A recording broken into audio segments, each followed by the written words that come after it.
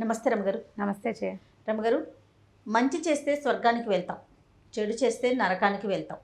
Okay, అంటే మనం చేసే పనుల మీద ఆధారపడి ఉంటుంది అనేది వింటుంటాం. అసలు స్వర్గం నరకం ఉన్నాయంటారా? నేను వెళ్ళలేదని చెప్పొద్దు. ఉంటే ఉన్నట్టు లేకపోతే లేనట్టు చేయ. మనకి ఎలా అంటే మనం చేసే శుభాశుభ కర్మలు సరైన పని చేయలేదు, ఎవరినో మోసం చేసాము, ఎవరినో ఇబ్బంది పెట్టాము, ఎవరి దగ్గర డబ్బు తీసుకున్నాము, ఏవో రకరకాలు చేయకూడని తప్పులు చేసాము, వీడికి నరకం. అలా వాడు మరణించాక వాడు నరకంలో పడతాడు.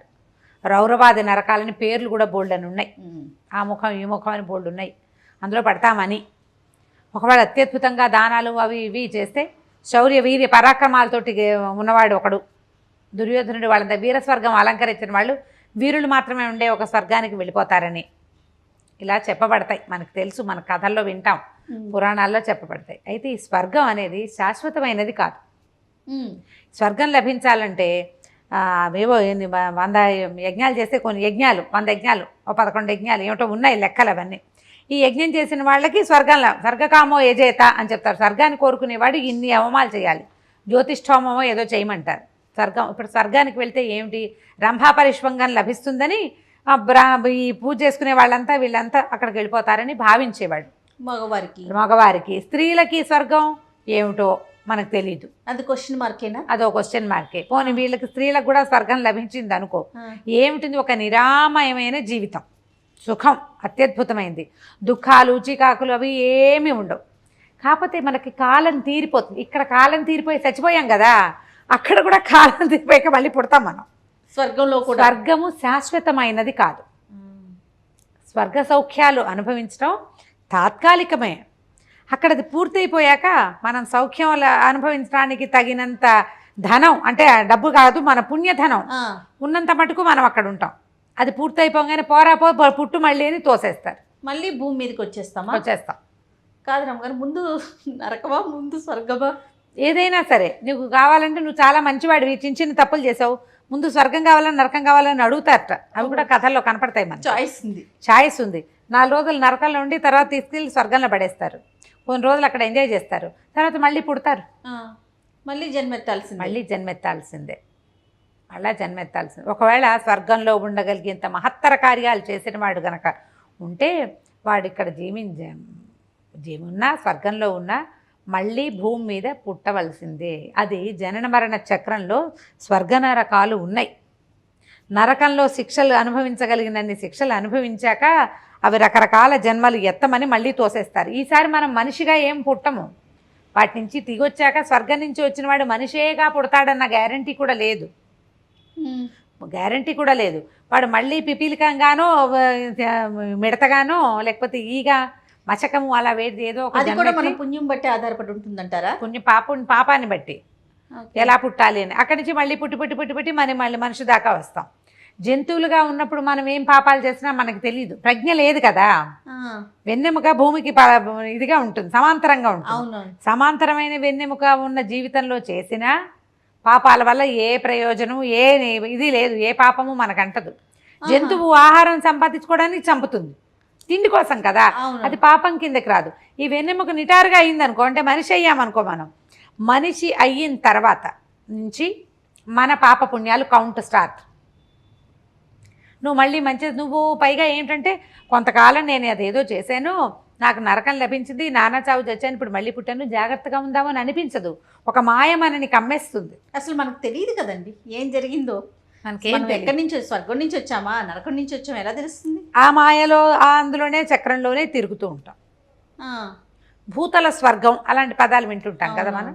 స్వర్గం నరకం ఎక్కడో లేవు. ఈ మాయ ఇదంతా ఒకవేళ ఉందని ఒప్పుకున్నా ఇవంతా చక్రమే. నీకు నిన్నటిది తెలీదు, రేపటిది తెలీదు, ఇవాళ ఒకటే నీకు తెలుసు. నువ్వు ఎక్కడి నుంచి ఇందులోకి పుట్టావో, ముందు మనిషికి ఈ మనిషిగా ఉన్న నువ్వు ఇంతకుముందు నువ్వు ఏ మనిషివో, ఏ పిల్లివో, నల్లివో, ఎలకవో, కుక్కవో తెలియదు నీకు. రేపొద్దున నువ్వు మళ్ళీ మనిషిగానే పుడతావో, పాము అయి పుడతావో, ముంగిసు అయిపోతావో తెలీదు. స్వర్గానికి వెళ్తావో నరకానికి వెళ్తావో తెలీదు. కానీ సంథింగ్ ఏదో జరుగుతుంది విష్ణుమాయ అని మాత్రమే మనకు తెలుసు. అంతే కదా. ఇప్పుడు మనకున్నది ఏమిటి, ఈ రోజు అంతే, ఈ జీవితం ఇప్పుడు మనం అనుభవిస్తున్నటువంటి మానవ శరీరపు సౌఖ్యమే మనకు తెలుసు. నీకు అదే తెలిసినప్పుడు ముందుది వెనకది ఉన్నాయని తెలుసు కానీ ఏమిటో తెలియదు నీకు. నువ్వు నమ్మవనుకో, వెనకాలేదు ముందు లేదు, నేను ఇప్పుడే పుట్టా, ఇక్కడి నుంచే నేను అయిపోతాను, తర్వాత ఇంకా ఏమి నేను ఉండను అని నువ్వు భావిస్తే నీ కర్మ. దానికి మనం చేయగలిగేదేం లేదు. మనకి అనుమానం ఉంది, ముందేదో జరిగింది, నేను ఇప్పుడు ఇక్కడ ఉన్నాను, రేపేదో జరగబోతుంది, నాకు అది తెలీదు ఇది తెలీదు, నీకు ఇదొకటే తెలుసు. ఆ తెలియని విషయాల మీద అనుమానం ఉంది, అవగాహన లేదు. లేనప్పుడు ఏం చేయాలి? ఆ లభించబోతుందన్న స్వర్గాన్నో దాటి వచ్చామనిపించిన నరకాన్నో ఆ రెండిటిని మనం ఇక్కడే సమతుల్యంగా ఉండేలాగా ప్రవర్తించాలి. నరకంలో బాధలు పడతాం, స్వర్గంలో సంతోషంగా ఉంటాం. నువ్వు బాధలు పడద్దు, హాయిగా ఉండటానికి ట్రై చేయి. దానికోసం మనం ఏం చేయాలో ఆలోచించు. ఏం చేయాలి? మన చుట్టూతా వాళ్ళని బాగా ఉంచుకోవాలి, నువ్వు బాగా ఉండాలి, నీ ప్రవర్తన మంచిదై ఉండాలి. నువ్వు 100 రూపాయలు సంపాదిస్తే 100 తినేద్దామని, లేదా నీకు 100 వస్తే పక్కవాడికి 1000 వస్తుందని వాడి కోసం ఏడ్చి వాడి దగ్గర నుంచి లాగేసుకుందామని, వీడికి ఎందుకు వస్తుందా అని కుళ్ళుపడి, వాడికి ఏ మార్గం నుంచి వస్తుందో ఆ మార్గాన్ని కట్ చేసి చూద్దామని భావించి ఈ రకమైన ప్రవర్తనా లోపాలతోటి ఉండకు. అరిషడ్ వర్గాన్ని జయించు. దాన్ని జయించి నువ్వు కనుక సజావుగా ప్రవర్తిస్తే ఎక్కడో లేదు స్వర్గం, ఇక్కడే ఉంది కనిపిస్తుంది. ఒకవేళ నువ్వు దీన్ని జయించలేదు, ఇంకా నరకానికి నువ్వు ఎక్కడికో ఎందుకు వెళ్ళాలి? నీ మనసులోనే అగ్నిగుండాలు ఉన్నాయి, అదే నీ నరకం, ప్రత్యక్ష నరకం. ప్రత్యక్ష నరకాన్ని అనుభవించద్దు. భూలోకంలోనే భూతల స్వర్గాన్ని అనుభవించడానికి ప్రయత్నం చేసుకోవాలి ప్రతి వాడు కూడా. ఎందుకంటే కన్ను మలిపితే మరణం సంభవించవచ్చు. ఏ క్షణాన మనం ఇది దాటేసి ఈ శరీరాన్ని వదిలిపెట్టి వెళ్ళిపోతామో తెలియదు. అలాగని భయపడుతూ ఉండద్దు, హాయిగా ఉండు. మనం ప్రజెంట్ జీవిస్తున్న జీవితంలో మనం హాయిగా ఉండి మన చుట్టుపక్కల ఉన్న వాళ్ళని హాయిగా ఉంచి మనతో ఉన్న వాళ్ళని కూడా సంతోషంగా ఉంచగలిగితే స్వర్గం ఇక్కడే ఉంది. నీకు సంతోషం లేదు, నీ చుట్టుపక్కల వాళ్ళకి నరకం చూపిస్తావు నువ్వు, నీకేముంది?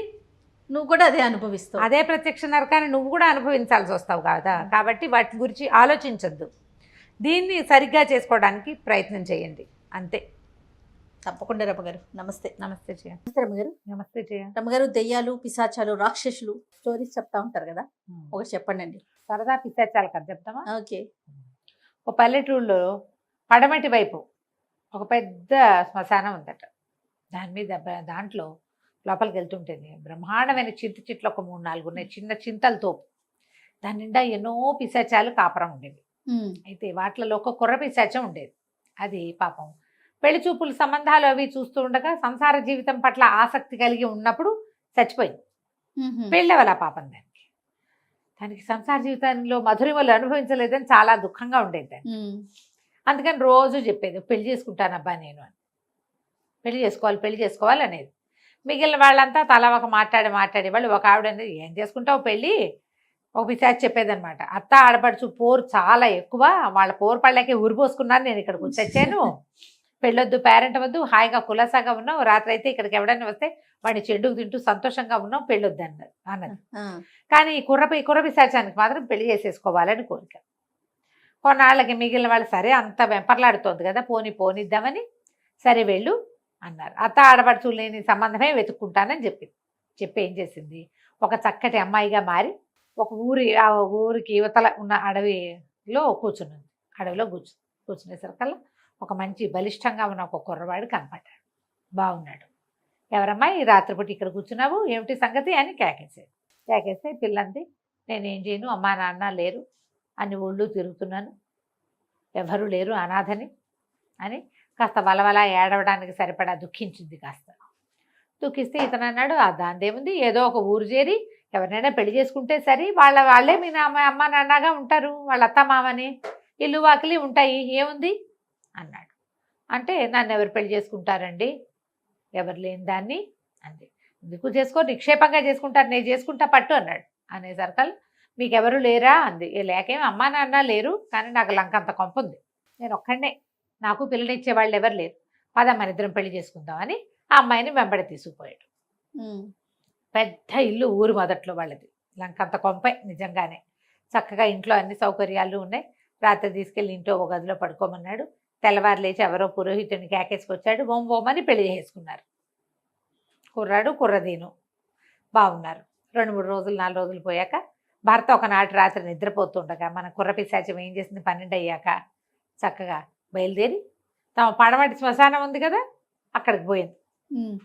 ఆ చెట్టు నిండా పిశాచాలు రెడీగా కూర్చుని ఈ అమ్మాయి మనిషి వేషంలోనే వెళ్తోంది. అక్కడికి వెళ్తుంటే ఎవరో వస్తున్నారు, పట్టండి, చంపండి, కొట్టండి, పీకని, లాగండి అని అన్ని కేకలు పెట్టినాయి. కేకలు పెట్టి ఈ పిల్ల పక్కపక్క నవ్వేసి తన ఒరిజినల్ రూపంలోకి వచ్చేసి ఆశ్చర్యపోయి, ఏమే వారమైంది వెళ్ళి ఇప్పటికి వచ్చావు, ఎవడైనా కుర్రాడు దొరికాడంటే బ్రహ్మాండమైన దొరికాడు, చక్కగా పెళ్లి చేసుకున్నాను, ఎంతో సుఖ సంసారం నడుస్తోంది, అసలు అభిప్రాయ భేదాలే లేవు, హాయిగా ఉన్నాను నేను అంటే, నీ మొగుడు ఎట్టాటివాడు అంటే, నా మొగుడు మాణిక్యం లాంటివాడు, ఒక్క మాటకు అడ్డం పెట్టడు, ఏ కూర చేస్తానంటే ఆ కూర చేయమంటాడు, ఎక్కడ పడుకుందామంటే అక్కడ పడుకొని ఇస్తాడు, చాలా బాగుంది నా జీవితం, ఎంత బాగుందో, భలే హాయిగా ఉంది, దీనికోసమే నేను ఇంతకాలంగా ఇదైపోతున్నాను అని చెప్పింది. సరే 12:30 1 గంట అవుతుంటే సరే నేను వెళ్ళొస్తా, కొత్తగా పెళ్ళయింది, మా ఆయన ఏమనుకుంటాడో ఏమిటో, లేస్తేను వెళ్తాను, మా ఆయన లేచే టైం అయిపోతుందని బయలుదేరితే పిశాచాలన్నీ ఆపే, వస్తే నీ దుప్పదగా పెళ్లి చేసుకున్నావు, వింది ఇవ్వవా మాకు అనేసరికి అమ్మాయి ఏమంది, సరే పోనీ వాళ్ళకి 4 రోజులు పోయాక ఓ రోజు రాత్రి వచ్చేయండి, 12 అయ్యాక మనం పార్టీ చేసుకుందాం అని చెప్పింది. చెప్పేసరికి సరే బాగుంది, ఇది ఇంటికి వెళ్ళిపోయింది, భర్త నిద్రపోతున్నాడు, బాగానే ఉంది. తెల్లారింది, ఆ పని ఈ పని చేసుకుంది, 4 రోజులు గడిచింది. మొగుడు పిల్లం ఒకళ్ళకొకళ్ళు అలవాటు అయ్యారు, 9-10 రోజులు గడిచింది. ఒకనాటి సాయంకాలం మొత్తం స్నేహితురాళ్ళందరూ, దీనికి వాళ్ళని పిశాచాలు ఉన్నాయి కదా, చక్కగా అలంకారాలు చేసుకుని అందరూ వచ్చేసారు. విందులు మరి కాదు, వీళ్ళందరూ రాగానే తలుపు కొట్టేసరికి అమ్మో నా స్నేహితురాళ్ళంతా వచ్చారు, అందరూ కట్టుకట్టుకుని ఒకేసారి వచ్చారని చాలా సంతోషించింది. భర్తకు చూపించింది, ఇది రూప, అది శాంతి, ఇది స్వాతి, అవి శాఖ అనుకుంటూ పేర్లు చెప్పింది. సుబ్బాయమ్మ, వెంకాయమ్మ, అప్పలమ్మ, రంగమ్మ అని పెద్దవాళ్ళు చిన్నవాళ్ళు అన్ని వయసుల వాళ్ళు ఉన్నారు స్నేహితులు.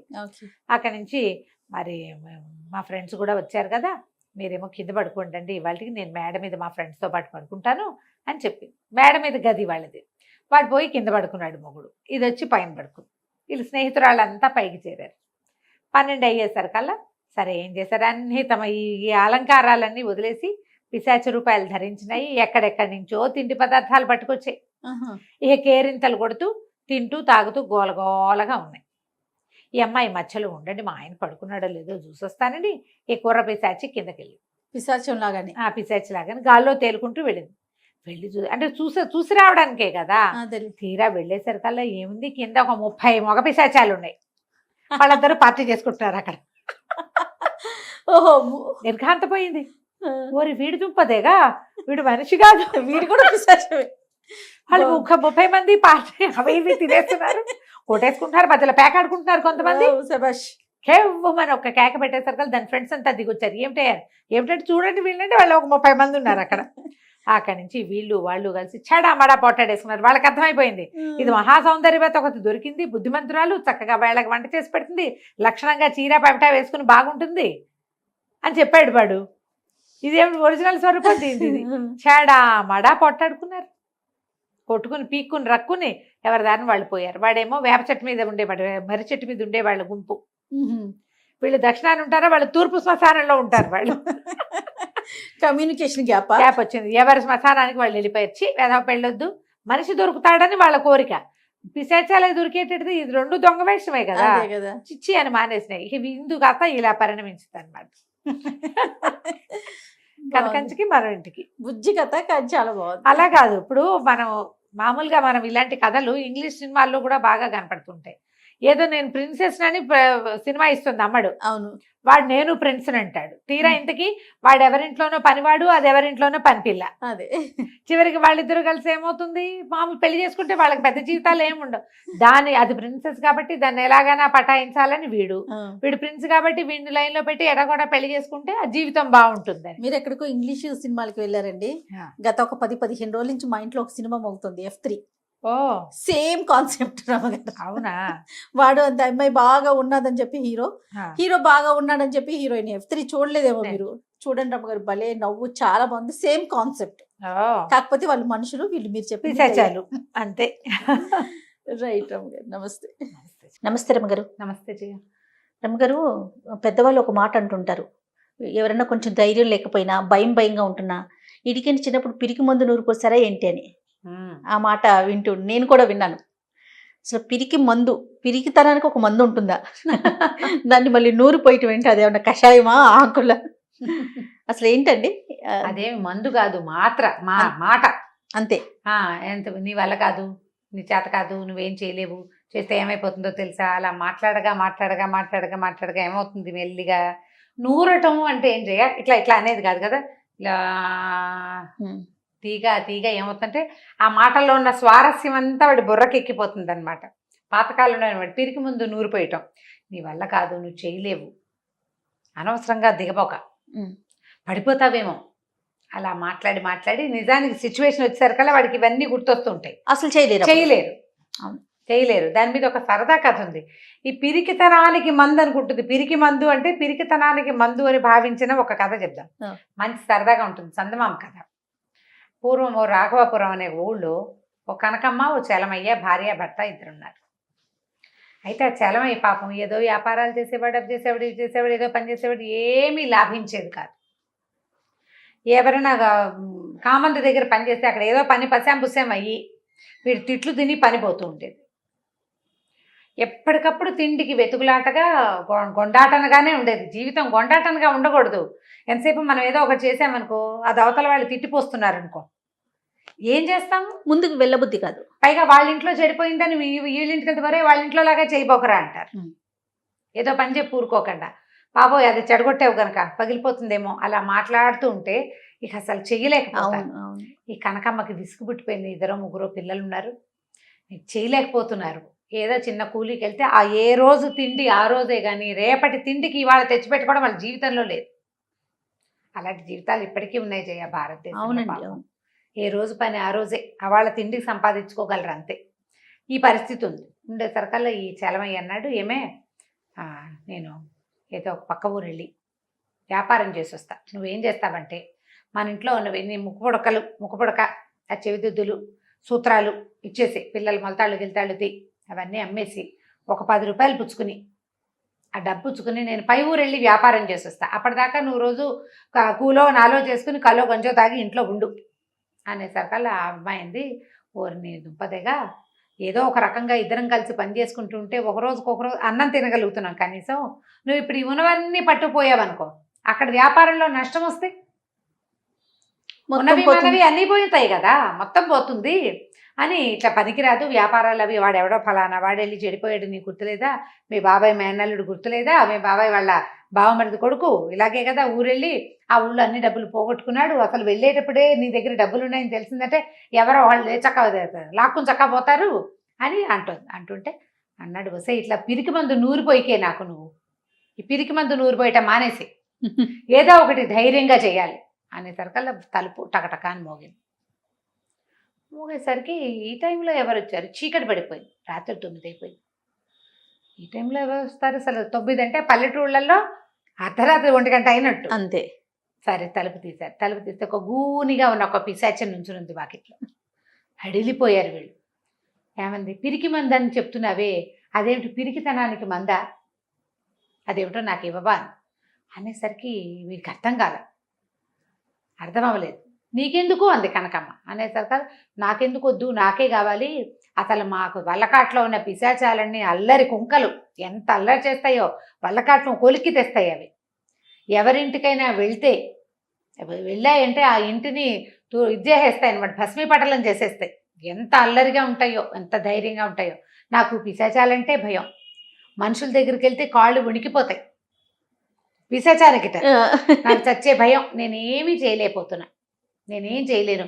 ఎప్పుడూ ఆ చెట్టు పుచ్చుకుని ఆ చెట్టు మీద పడి వెళ్ళాడమే, వాటితో వెళ్ళలేను, మనుషుల దగ్గరికి రాలేను, సరదా తీరదు నాకు.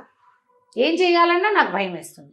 నువ్వేదో పిరికి మంది అన్నావు, ఆ మంది ఏదో నాకు కాస్త పోస్తే నేను కొంచెం ధైర్యంగా ఉంటానండి అనేసరికల్లా వీడు చెప్పబోయాడు చలమయ్య. ఇప్పుడు ఏం చేస్తుంది, కళ్ళతో సైజ్ చేసింది, నోరు మూసుకొని ఉండు ఇప్పుడే వస్తానని లోపలికి వెళ్ళింది. కాస్త అటు ఇటు చూస్తే వీడికి ఏం కనిపించినాయి? వాము, మిరియాలు, తర్వాత ఉప్పు, ఇంట్లో ఉన్న వస్తువులు అవి. సరే ఏం చేసింది, మిరియాలు, వాము, ఉప్పు వేసి కల్వంలో బాగా నూరింది. ఊళ్ళలో ఏంది మనకు రోళ్ళు కల్వాలు సహజంగా ఉంటాయి. కల్వ అంటే తెలుసు కదా, ఇట్లా ఉంటుంది మందులు నూరేది. అవునండి. దాంతో ఇలా నూరాలి, ఇట్లా ఇలా చేస్తారు. దంచేది కాకుండా గుండ్రాయి లాగా గుండ్రాయిలాగా అంటే పొడుగ్గా ఉంటుంది, ఆ, దాన్నేమో ఇట్లా దీంట్లో ఇట్లా నూరుతారు. ఆ, సరే నూరి ఒక గ్లాసులో తీసుకొచ్చి ఇదిగో పిరికి మందనిచ్చింది. అంతకుముందు గూనిగా ఇలా ఉన్న పిశాచం కొంచెం లేచింది బాగా, ధైర్యం ఒక వచ్చింది. రవ. అది మందు కదా, అదేలేండి. మందు వేసుకుంటే వచ్చేది ధైర్యం అని చెప్పాక ఈ మందు వేసుకున్నాక ఈ కనకమ్మ ఏం చెప్పిందంటే, అసలు ఈ మందుకి ఎంత శక్తి ఉందో తెలుసా, మా ముత్తాత వాళ్ళ తాత అంతకుముందు పల్లెటూళ్ళలో ఉండేవాడు.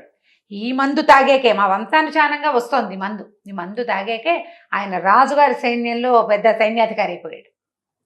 రాజుగారి సైన్యాధికారి ఇప్పుడు ఉన్నాడు చూసావా, అసలు వాళ్ళ ఆ అబ్బాయికి అంత విద్య రావడానికి కారణం మా ముత్తాత వాళ్ళ తాతయ్య కారణం. ఇప్పుడున్న ఆయనకి ఆయనదే అక్కడ పెద్ద స్కూల్ ఉంది, మహాప్రతాపశాలి మహాశౌర్యశాలి. ఈ మందు వల్లే అవన్నీ వచ్చినాయని గంట సేపు చెప్పింది. ఆ పిశాచం అవన్నీ విన్నది. నేను వెళ్ళిపోతూ ఏం చేసింది, గాల్లో నుంచి ఇట్లా తీసి ఒక డబ్బుల మూట చేతులు పెట్టి, ఈ డబ్బుల మూట పడంగానే ఈ కనకమ్మంది, ఇది ఒక్క డోసు కాదు 3 రోజులు వేసుకోవాలి అని చెప్పి. అంటే 3 రోజులు 3 మూటలు వస్తాయి కదా. సరే పిశాచం ఏం చేసింది, ఈ పిశాచము నల్ల కాకిలాగా మారితే గుడ్లగూబలాగా మారి అరుచుకుంటూ బయటకు వెళ్ళిపోయింది. అంతకుముందు దానికి గుడ్లగూబలా మారడాలు అవి వచ్చు, కానీ అది మారలా, భయం దానికి. ధైర్యం వచ్చింది కదా, ఇప్పుడు ఫలానా ఈ మందు తాగడం వల్ల ఫలానా ఆయన ఎవరో సైన్యాధ్యక్షుడు అయిపోయాడు అంటే మనం కూడా అయిపోతాం. అంతకుముందు వంగిపోయి ఇట్లా ఉన్నది కొంచెం పర్వాలేదు, ఒక మాదిరిగా నుంచుట్టు ఉందన్నమాట. సరే 2వ రోజు వచ్చింది. వీళ్ళు ఏమనుకున్నారు, డబ్బుల మూట కొంచెం బరువుగానే ఉంది, బోల్ డబ్బులు అనుకున్నారు. మర్నాడు పొద్దున్న పప్పులు సామాన్లు తెచ్చేసుకుని మర్నాడు సాయంకాలం మళ్ళీ వచ్చింది గూని పిశాచం. అంత గూనిగా లేదు, కొంచెం గూనిగా ఉంది. సరే ఈవిడేం చేసింది, అసలు రాజులు వాళ్ళ వంశచరిత్రలు, ప్రతి రాజుగారి అబ్బాయిలకి ఎట్లా ఈ మందు నూరిపోస్తారు, పిరికితనం ఎలా పటాపంచలైపోతుంది మొత్తం చెప్పింది. మొత్తం ఒక 2 గంటల సేపు బాగా అర్థమయ్యేలా చెప్పింది. మళ్ళీ మందు నూరి గ్లాసులో పోసి ఇచ్చింది. ఆ పిశాచం తాగేసింది. ఈసారి అలా ఉన్నది ఇంకా కొంచెం స్ట్రైట్గా అయింది. ఇప్పుడు మళ్ళీ కూడా గాల్లో నుంచి ఒక 100 నాణ్యాలు ఉన్న మూట తీసి కనకమ్మ చేతిలో పెట్టి ఈసారి పెద్ద నల్ల బిల్లిగా మారి పరిగెత్తుకుంటూ వెళ్ళిపోయింది అక్కడి నుంచి. మొదట చిన్న గుట్లగొబ్బగా మారింది, ఇప్పుడు పిల్లిగా మారింది. సరే 3వ రోజు మళ్ళీ వచ్చేసరికల్లా సరే ఇది బాగా ఈవిడ వర్ణించి చెప్పింది. నువ్వు నాకేం చెప్పక్కర్లేదు, నేను చాలా చేశాను ఈ 2 రోజుల్లో, నా సరదా తీరే రోజు వచ్చింది. గట్టిగా మాట్లాడింది అనమాట. పిశాచానికి గూన్ లేదు, స్ట్రైట్గా నిలబడి ఉంది అది. సరే ఈవిడ మళ్ళీ మందు నూరింది, ఆ మందు చేతిలో పెడితే వెళ్తా అని వెళ్ళిపోబోతుంటే కనకమంది, అదేంటి 2 రోజులు 2 మూటలు ఇచ్చావు, ఇవాళ మూట ఇవ్వవా అనగానే, నువ్వు నన్నే మూట అడుగుతావా, నీకు ఇంత శక్తి అని పెద్ద రాబందులాగా మారి ఇంత పొడుగున 4 జాపి గాల్లో నుంచి తను ఆల్రెడీ వాళ్ళకి ఇచ్చిన 2 మూటలు లాగేసుకుని ఒకటే పరుగు వెళ్ళిపోయింది. అక్కడి నుంచి ఈ రాబందు పెద్దగా కేకలు పెట్టడము, అరవటము, అది కీమ నడిచేసరికి చుట్టుపక్కల వెళ్ళే వాళ్ళంతా చేరిపోయారు. ఏంటి అని ఏదో కంగారు పుట్టింది, తలుపులు పగలగొట్టుకుని వెళ్ళిపోయింది అది రాబందు. బయటికి వెళ్ళిపోయేసరికి చుట్టూతా ఇళ్ళ వాళ్ళంతా చేరారు. ఏమైందంటే ఇద్దరు కలిసి లబోదిబోమని నడిచారు. 2 రోజుల నుంచి పిరికితనం పోవడానికి పిశాచానికి మందిస్తే గూని పిశాచం ఒకటి వచ్చిందంటే చుట్టుపక్కల ఇళ్లలో ఒక ముసలాయన చెప్పాడు, అవును ఈ మర్రి చెట్టు మీద ఒక గూని పిశాచం ఉంటుంది, అది ఇట్లా వంగి నడుస్తుంది, పిశాచాలను చూస్తారు ఆ ఊళ్ళో వాళ్ళు. దాంతో గూని పిశాచానికి ఇప్పుడు రాబందైపోయే శక్తి వచ్చింది. జనాలంతా ఎవరి దారి వాళ్ళు మాట్లాడుకుంటూ పోయారు. వీళ్ళు ముందు రోజు 4 వస్తువులు తెచ్చుకున్నారుగా, అదే మిగిలింది. అయితే కనకమ్మ మెల్లిగా ఆలోచించుకోవడం మొదలెట్టింది. దారిపోయే పిశాచానికి మనం ఇచ్చిన మందే ఉంది, వాము మిరియాలు ఉప్పు, అది మనం రోజు వేసుకునేది. పనిచేసింది ఏమిటి, మందు కాదు, మాటలు పనిచేసినాయి. మనం ధైర్యం చెప్పడం, బాగా చెప్పడం వల్లే పనిచేసినాయి. ఈ మొగుడు చచ్చుగా ఉన్నవాడికి 4 మంచి మాటలు చెప్తే సరిపోతుంది కదా అని ఇక మొగుడిని ఊరు బదులు వెళ్తానంటే ఒప్పుకోకూడదు, కాస్త వాడికి ధైర్యం చెప్పాలని పడుకుని నిద్రపోయింది. తెల్లారు లేచి వాకిట్లో కళ్ళాపి చల్లేసరికి అవతల ఇంట్లో ఉన్న ఒక ముసలాయన ఒక 10-12 ఏళ్ల పిల్లాన్ని చేత్తో పుచ్చుకొచ్చాడు. ఏమే కనకమ్మ, నువ్వు గూని పిశాచానికి మంది ఇచ్చావు కదా, ఆ మందేదో మా పిల్లాడికి వీడికి చచ్చే భయం, బాత్రూమ్కి వెళ్ళడానికి కూడా రమ్మంటాడు అని నీ కష్టం ఉంచుకొని లేని 10 రూపాయలు చేతిలో పెట్టాడు. రోజు కూలికి రూపాయి వచ్చే రోజు అది. 10 రూపాయలంటే అదే ఇంట్లో ఉన్న వస్తువులతో ఏమీ లేదు, అది పెద్ద వస్తువు కూడా కాదు. ఆ 10 రూపాయలు రొంటిని పెట్టుకుని రారా కుర్రాడని వాడి దగ్గర కూర్చోబెట్టుకుని వాడికి ఏవో 4 ముక్కలు చెప్పి ఇంతమంది ఇచ్చింది. సాయంత్రానికి 6-7 వచ్చారు. బాగుంది, ఒట్టి మాటలే కదా. ఇప్పుడు నువ్వు మాటని సరిగ్గా తీసుకోవటం నీకు చేత కావాలి, అంతే. ఇక ఆ తర్వాత కనకమ్మ వెనక్కి తిరిగి చూసుకోలేదు, ఆ చలమయ్య పట్నం వెళ్ళి కనకమే కనకమా. అదే ఇప్పుడు గూని పిశాచం వీళ్ళకి చేసిన మేలంటే ఈవిడ మంచి మాట చెప్పగలదు. అంతే. 10 డబ్బులు 10 రూపాయలు దగ్గర చేరేసరికల్లా ఏముంది, ఏదో వ్యాపారం ఇక్కడే చేసుకుంటారు. క్రమంగా చక్కగా జీవితంలో స్థిరపడ్డారు. ప్రధానంగా పిరికితనాలు వాటిని పోగొట్టాలంటే మనకి చాలా ఏం అక్కర్లేదు, మందులు అక్కర్లా వాటికి. మాట సరిగ్గా చెప్పగలిగే వాళ్ళు దొరికితే చాలు. పిరికి పిశాచం కథ కంచికి మనం ఇంటికి. చాలా బాగుంది, పిరికి మందు. రైట్ రామ్ గారు, ఇంకొక స్టోరీతో కలుద్దాం. నమస్తే. నమస్తే. ఈ వీడియో కనుక మీకు నచ్చినట్లయితే లైక్ చేయండి, షేర్ చేయండి. మరిన్ని వీడియోస్ కోసం మా ఛానల్ని సబ్స్క్రైబ్ చేసుకోండి. నమస్తే రమ్మ గారు. నమస్తే చే. రమ్మ గారు, జానపద కథలు ఏదైనా ఒకటి చెప్పుకుందామా? మామూలుగా రాజులు, రాణులు, మాయమంత్రాలు, రాక్షసులు, పిశాచాలు, గంధర్వులు, యక్షులు, వాళ్ళు వీళ్ళుగా మారిపోటాలు, అవి కథలు ఉంటాయి బాగా. మన రామారావు గారు నటించిన చిక్కడు దొరకడు, కదలడు వదలడు, రాణి రత్నప్రభ, అలాంటి సినిమాలు భలే బాగుంటాయి. పెద్ద లాజిక్ ఉండదు కథలో, లాజిక్కి బాగా అందవు. సరే, ఇప్పుడు మన లేటెస్ట్ సినిమాలు, లేటెస్ట్ కథలు కూడా లాజిక్లు లేనివే కదా. ఎక్కడి నుంచి ఎక్కడికో ఎలా వెళ్ళిపోతాడు, మన సంగీతం ఇంకో రాష్ట్రంలో వాళ్ళకి ఎలా అర్థమవుతుంది, అలాంటి బోల్డ్ ఉంటాయి లాజిక్లు. ఎవరు అవే పట్టించుకోరు, చూసేస్తాం. కథలు కూడా వినేస్తూ ఉంటాం. కొంచెం అలాగే కొంచెం లాజిక్ ఉన్న ఒక కథ చెప్తాం. తండ్రి కోసం. పూర్వం ఒక రాజుగారు ఉండేవాడు, కేశవ వర్మ ఆయన పేరు. ఒకే ఒక కొడుకున్నాడు, నిరంజనుడు. ఒకనాడు ఈయన నిరంజనుడు ఒక 10 ఏళ్ళ పిల్లాడిగా ఉండగా అడవికి వెళ్ళాడు వేటాడడం కోసం. సరే, వేట పని అయ్యింది. ఏవో లేళ్ళు దుప్పుల్ని చంపారు, కొన్ని పుల్లుల్ని కూడా వేటాడారు, ఏనుగు దంతాలు అవి దొరికినాయి. వీళ్ళన్నీ మోసుకుని వస్తుంటే ఒక యక్షుణుల సమూహం ఒకటి కనపడింది. గంధర్వకాంతలు, యక్షుణులు అనకూడదు, గంధర్వకాంతలు కనిపించారు. ఆ గంధర్వకాంతల్లో ఒక ఆవిడ పమిట ముళ్ళల్లో చిక్కుకుపోయింది. మిగిలిన వాళ్ళంతా వెళ్ళిపోయి ఈవిడ ఒకటి ఇక్కడ ఆగిపోయింది, చీర తీసుకుంటుంది ముళ్ళల్లో. రాజుగారికి ఎదురుపడింది. రాజు చాలా మైమరిచిపోయాడు ఆవిడ చూసి. ఆవిడని బతిమలాడాడు, నువ్వు ఎంతో అందంగా ఉన్నావు, మా అంతఃపురంలో ఉంటే మా అంతఃపురానికే కాంతి, మా అంతఃపురానికి రా, నాతో రా అని వెంబడపడ్డాడు. ఆవిడ చీర చెంగుబుచ్చి చేసుకున్నాడు. ఆమె విదిలించుకోబోయింది, ఆయన వదిలిపెట్టల. నువ్వు బతిమలాడడం మొదలుపెట్టాడు. నువ్వంటే నాకు చాలా ఇష్టం, నువ్వు భలే ఎంతో చక్కగా ఉన్నావు, అద్భుతంగా ఉన్నావు, నాకు నచ్చావు, అంతఃపురంలో ఉండు, నాతో ఉండు, నా జీవితాన్ని సార్థకం చేయి, మా జన్మ చరితార్థం చేయి, మా ఇల్లు పావనం చేయి. ఇలా బతిమలాడుతుంటే ఆవిడ, ఏంటి నువ్వు, నీకు అర్థమవుతోందా, నేను మీ జాతి దాన్ని కాను, నువ్వు నరుడివి, నేను గంధర్వకాంతని, నన్ను పిలుస్తావేమిటి, చూసి వెళ్ళిపో, పిలవకూడదు, పోనీ నాకు కూడా రావాలనిపిస్తే అది వేరే కథ. నేను నిన్ను చూసి రాదలుచుకోలేదు, ముళ్ళలో చేర్చంగి ఇరుక్కుందని నుంచుంటే ఇట్లా వెంబడి పడతావా, పో అంది. అయినా ఆయన వదిలిపెట్టలే, బతిమలాడ్డం మొదలెట్టాడు. దాంతో ఆవిడంది, నీ కళ్ళ వల్ల కదా ఇది వచ్చింది, నేను చూడంగానే నేను మైమర్చిపోయానని చెప్పాడు. కళ్ళు నీకు ఈ పిచ్చను కలిగించాయి, నీ కళ్ళ వల్లే నువ్వు ఇలాంటి వ్యామోహంలో పడ్డావు, నీ కళ్ళు పోతాయి, గుడ్డివాడివి అయిపోతావు నువ్వని చెప్పించి ఒక్క విదిలించుకుని రయ్యమని వెళ్ళిపోయింది. రాజుగారి కళ్ళు 2 పోయినాయి. ఏం చేస్తారు, ఆ గుడిగా రాజుగారిని మోసుకుని తెచ్చుకున్నారు. ఎన్ని వైద్యాలు చేసినా ఆ కళ్ళు రాలా. అయితే ఒక మంత్రవేత్త ఒక ఆయన వచ్చి, శాపం వల్ల పోయిన కళ్ళు వరం వల్ల రావాలి, శాపానికి అవసానం ఏదైనా ఉండాలి, ఎవరు శపించారో వాళ్ళే దీన్ని సరిచేయగలరు అని చెప్పి వెళ్ళిపోయాడు. జనం అంటున్నారు, ఆమె ఎవరో గంధర్వకాంత ఎక్కడో కనపడింది, శపించింది, ఈయనకి వెళ్ళికాడు, అనవసరం కావిడి పాపం, అంత అడగకుండా ఉంటే వదిలేసేది. ఇబ్బంది పెట్టాడని ఈ పని చేసింది అనేసరికి గంధర్వకాంతల దగ్గరికి ఎవరు వెళ్తారు. కానీ రాజుగారి అబ్బాయి నిరంజనుడు అప్పటికి 20 ఏళ్ళు వచ్చాయి, 10 ఏళ్ల పాటు ట్రై చేశారు. ఆయన శాపం నాటికి అబ్బాయికి 10 ఏళ్ళు, ఇంకో 10 సంవత్సరాలు గడిస్తే ఏకైక పుత్రుడు. అతను ఏమన్నాడంటే, ఈ రాజ్యం నాది, రేపొద్దున మా తండ్రి తర్వాత నేనే చేస్తాను. మరి మా తండ్రిది తీసుకుంటున్నప్పుడు తండ్రి శాపం గురించి కూడా నేను ఆలోచించాలి కదా, నేను వెళ్తా, నా గంధర్వకాంత ఎక్కడుందో వెతుకుతానని అన్నాడు.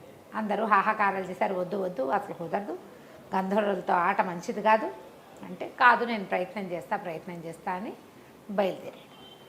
ఓ గుర్ర వేసుకుని వెళ్ళాడు. ఈ వాళ్ళ రాజ్యానికి ఈశాన్య దిక్కులో గంధర్వులు ఉంటారని ప్రతీతి. ఈ రాజుగారికి కూడా ఈశాన్య వైపున్న అడవిలోనే ఈ గంధర్వకాంత కనపడింది. ఈశాన్యం వైపుకి వెళ్ళిపోయి ఇక ఆహారం తెచ్చుకున్న ఆహారాలన్నీ అయిపోయినాయి. పళ్ళు గిళ్ళు ఏమీ లేని ఒక పెద్ద చెట్ల తోపులోకి ప్రవేశించాడు. నీరసానికి కళ్ళు తిరిగిపోతున్నాయి అబ్బాయికి. పడుకుందామని పడుకున్నాడు. స్పృహ తప్పిపోయాడు ఇంచుమించుగా. నిద్ర కాదు అది, పడిపోయాడు. అయితే ఏమైంది, అతనికి మెలకు వచ్చేసరికల్లా అతని పక్కన ఒక బ్రహ్మాండమైన ఆకారంలో ఉన్న ఒక రాక్షసి కూర్చుంది. ద్రాక్ష పళ్ళని ఇట్లా చిరిపి ఇతను నోట్లో పోస్తాం. ఆ నోట్లోకి ఆ రసం వెళ్ళేసరికల్లా షుగర్ తగలంగానే ఓపిక వచ్చి కళ్ళు తెరిపిల్లు పడ్డాయి. అక్కడి నుంచి అన్నీ పట్టుకొచ్చి తినిపించింది. వీటికి ఓపిక లేదు, అది ఎవరో భయపడేంత ఓపిక లేదు అతనికి. భయపడడానికి కూడా కొంచెం సత్తా కావాలి, అదే సత్తు లేదు. పళ్ళన్నీ తినిపించింది, దానిమ్మ గింజలు ఒలిచిపెట్టింది, మామిడి పళ్ళు తీసి పెట్టింది. పళ్ళన్నీ తిన్నాడు. ఎవరు నువ్వు అన్నాడు. నేను ఒక రాక్షసిని, నువ్వెవరు ఏమిటి అని అడిగింది. నేను నా పేరు నిరంజనుడు, ఫలానా రాజుగారి అబ్బాయిని. మా తండ్రికి శాపం తగిలింది, దాన్ని నివారింపజేయడానికి వెళ్ళాను. నీకు గంధర్వులు ఉండే వనం తెలుసా అంటే, గంధర్వులను కలుసుకోవాలంటే గంధర్వ లోకానికి వెళ్ళాలంటే నువ్వు ఆకాశంలోకి వెళ్ళాలి, నేల మీద నడిస్తే ఎలా కుదురుతుంది అంది రాక్షసు. అలా కాదు, నీకేదో శక్తులు ఉన్నట్టే ఇక్కడ ఒక్క పండు లేని ఇక్కడ ఇన్ని పళ్ళు పట్టుకొచ్చి తినిపించావు, నాకు సహాయం చెయ్యి అన్నాడు.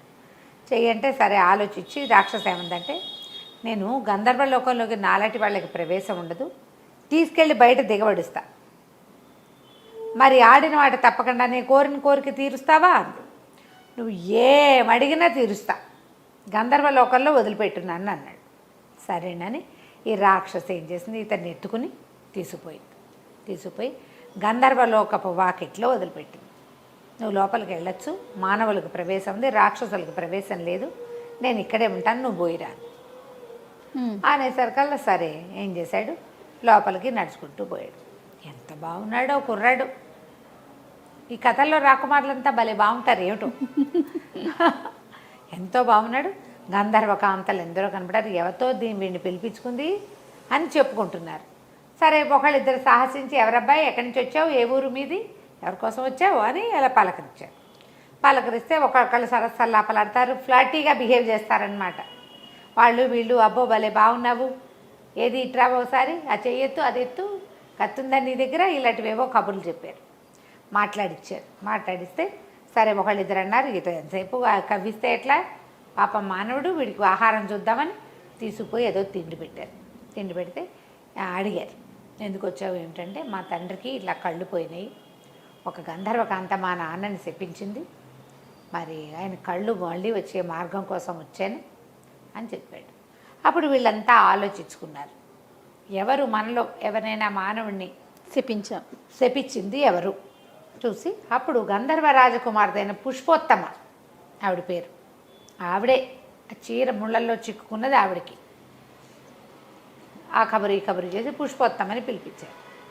ఆ పుష్పోత్తమ వచ్చేసరికల్లా అప్పుడు ఈ కుర్రాడు అడిగాడు, మా నాన్నని మీరు తెప్పించారు కదా, ఆ శాపం పోగొట్టే అవసానం ఏదైనా చెప్పండి, కళ్ళు లేక మా నాన్న చాలా బాధపడుతున్నాడు మరి అని అడిగేసరికల్లా ఆవిడ ఏమందంటే, నా వెంటపడ్డాడు, లేకపోతే నేను చెప్పించేదాన్ని కాదు, రా రా రా అన్నాడు, ఆ కళ్ళ వల్లే అతను ఆ వ్యామోహంలో ఇరుక్కున్నాడని నేను కళ్ళు పోవాలని చెప్పించాను, సరే ఓ పని చేస్తా, నేను ఇప్పుడు వచ్చి శాపం నివారించలేను అని తల్లోంచి ఒక పువ్వు తీసిచ్చి, ఈ పువ్వు పట్టుకెళ్ళి, ఈ పువ్వు కళ్ళకి తగిలిస్తే అతనికి చూపు వస్తుంది, కాకపోతే ఒకటే నియమం, ఈ పువ్వు తీసుకెళ్ళి కంటికి తగిలించేవాడు ఆడి తప్పకూడదు, వాడు అబద్ధం ఆడాడా లేదా ఆడిన మాట తప్పాడా కనబోతుంది మళ్ళీ, ఆడి తప్పని వాడై ఉండాలి ఆయన, అలాంటి వాడైతేనే ఈ పువ్వు పనిచేస్తుంది.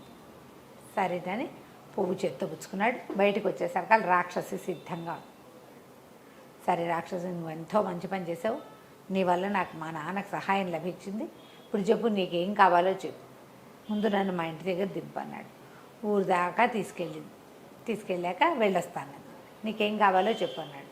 నన్ను పెళ్ళాడు నువ్వు అని అడిగింది. అది 10 అడుగుల ఎత్తుండి, వాన పట్టుండి, భీకరంగా గుడ్లు బయటకు వస్తున్న లాంటి కళ్ళు, కోరలు, చిర్ర జుట్టు, ఇనపగదల లాంటి జబ్బలు కాళ్ళు కలిగినటువంటి బ్రహ్మరాక్షసి నన్ను పెళ్ళాడు, పెళ్లి చేసుకున్నాను. ఏం చేస్తాడు? సరేనన్నాడు, నువ్వు ఇక్కడే ఉండు, ముందు మా నాన్న సంగతి చూసి వచ్చి నేను పెళ్లి చేసుకుంటాను అన్నాడు. పిశాచి లేదా రాకాసి సరే రాజ్యంలోకి వెళ్ళిపోయాడు. తండ్రి దగ్గర కూర్చున్నాడు. అక్కడి నుంచి తండ్రికి కళ్ళకి ఆ పువ్వు తగిలిచ్చాడు. కళ్ళు వచ్చేసినాయి. అందరూ ఆశ్చర్యపోయారు. సరే అబ్బాయి అన్నాడు, నాన్న మళ్ళీ ఒకసారి బయటికి వెళ్ళే పని ఉంది నాకు, నేను వెళ్ళొస్తాను అంటే ఏం చేయటానికి అనేసరికి అలా అబ్బాయి ఏం చెప్పాడంటే, ఒక రాకాసి చాలా సహాయం చేసింది, మరి ఆమెను పెళ్లి చేసుకుంటానని మాటిచ్చాను, పెళ్లి చేసుకోవాలంటే తండ్రి అన్నాడు, ఏముంది దాన్ని అక్కడెక్కడో వదిలేసావు, రాకాసిని పిశాచిని నువ్వు పెళ్లి చేసుకోక్కర్లేదు, మానేయమన్నాడు.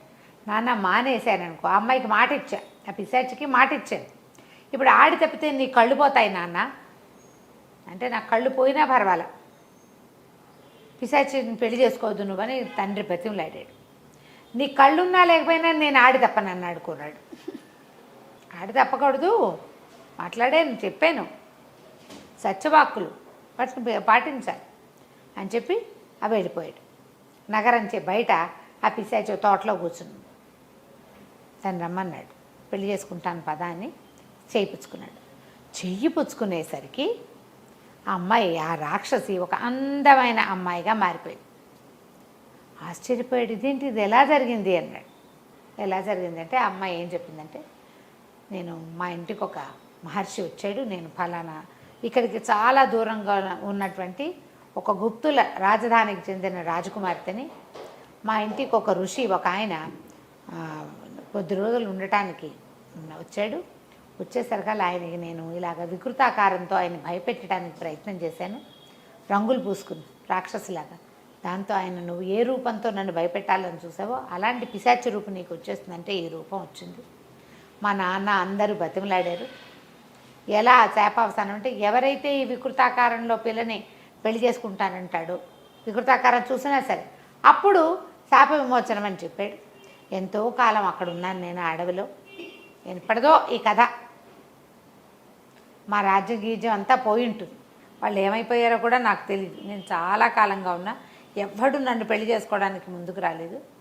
నీకు సహాయం చేశాక నువ్వు ఆడి తప్పవన్న నమ్మకంతో నిన్ను అడిగానని చెప్పి, దాంతో ఇతను అమ్మాయిని చక్కగా చేతులు పుచ్చుకుని ఇంటికి తీసుకుపోయి, ఇదే నేను ప్రేమించిన ప్రేయసి పిశాచి అని చెప్పి అందరికీ ఆ అమ్మాయిని హాయిగా పెళ్లి చేసుకున్నాడు. తండ్రికి కళ్ళు వచ్చాయి, ఇతనికి భార్య కూడా వచ్చింది. తర్వాత నిరంజనుడే ఆ రాజ్యానికి రాజై ఎంతో కాలం పరిపాలించాడు. కథ కంచికి మనం ఇంటికి. నమస్తే రమ్మగారు. నమస్తే.